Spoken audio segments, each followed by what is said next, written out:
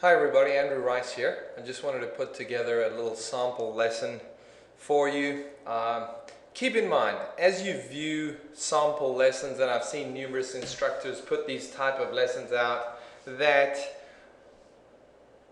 we are not going to show a sample lesson where things didn't go exactly as planned. So this one is certainly no different. Things went very, very well. This is a young student of mine. I've taught her a few times now by the name of Hallie.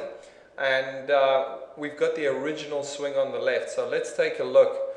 I noticed initially quite a bit of this S posture there at address. As she gets to the top, the thing that really seemed to catch my eye was she moves nicely. She's a good player. This is a 9-iron that she's hitting, by the way. She hits the ball a good distance. She hits it at 120, carries it 120 yards. But you can see how the golf club itself is quite a ways behind her. From that point on the way down, she does a nice job. But the thing that has always concerned me about Hallie's game is she does struggle with ball striking. She can hit a couple of shots off the hosel. She tends to hit everything quite well out the heel, and she can hit some fat shots. So really working towards improving her ball striking in this lesson. But notice her hands from this vantage point.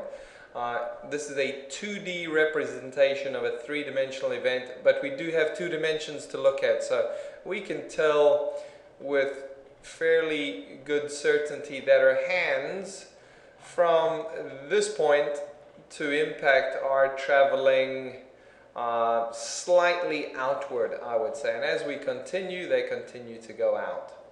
Okay, I do know this, her hands are not traveling inward. There is an argument that could be made her hands are traveling from in to out.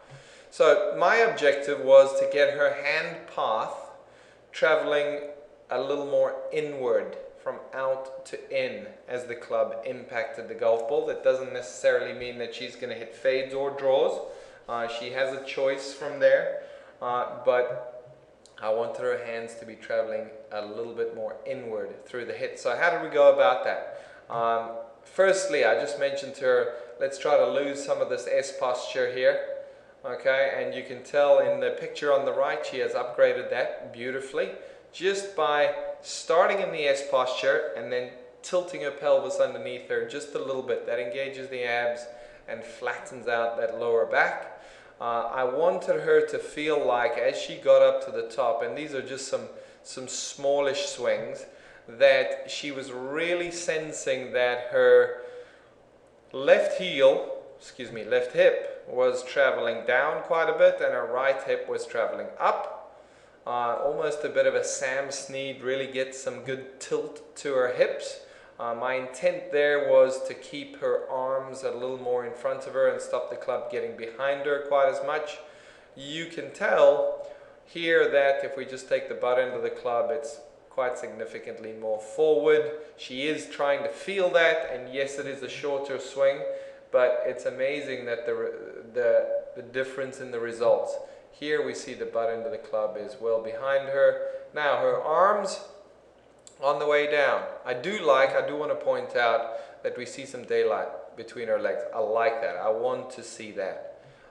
That's indicating to me that the player has worked the hips correctly. And when the hips work properly, it's amazing what the rest of the body can do. So, watch this. On the way down. Coming down. Now, I've said, yes, I want you to be able to get the handle out a little bit more at the start of the downswing. If we get her to her initial position, you can tell the spacing between her hands and her thigh, quite different there. Okay, quite different there.